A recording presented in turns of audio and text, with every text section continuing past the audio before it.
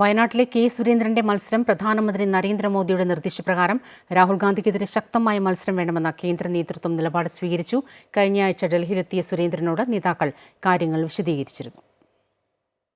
സുരേന്ദ്രനെ വയനാട്ടിൽ മത്സരിപ്പിക്കുന്നതിലൂടെ രാഹുലിന്റെ ഭൂരിപക്ഷം കുറയ്ക്കുകയും പ്രചരണത്തിൽ വയനാട്ടിൽ തന്നെ തളച്ചിടുകയുമാണ് BJPയുടെ ലക്ഷ്യം. രാഹുൽ MP എന്ന നിലയിൽ പരാജയമെന്ന ശക്തമായ പ്രചരണം BJP നടത്തും. ദേശീയ നേതാക്കൾ സുരേന്ദ്രന്റെ പ്രചരണത്തിന് എത്തും. 50% വോട്ട് വിഹിതം ദേശീയ തലത്തിൽ നേടുക എന്ന ലക്ഷ്യത്തിന്റെ ഭാഗം കൂടിയാണ് സുരേന്ദ്രന്റെ മത്സരം.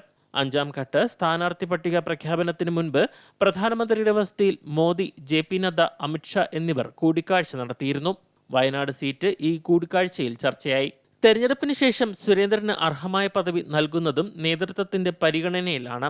ലോക്സഭാ തെരഞ്ഞെടുപ്പിന് ശേഷം സംസ്ഥാന അധ്യക്ഷ പദവി ഒഴിയുന്ന സുരേന്ദ്രന് നേതൃത്വം കാര്യമായ പരിഗണന നൽകും. സംഘടനാപരമോ ഭരണപരമോ ആയ ചുമതല നൽകാനാണ് ആലോചന. അമൃത ന്യൂസ്, ന്യൂഡൽഹി.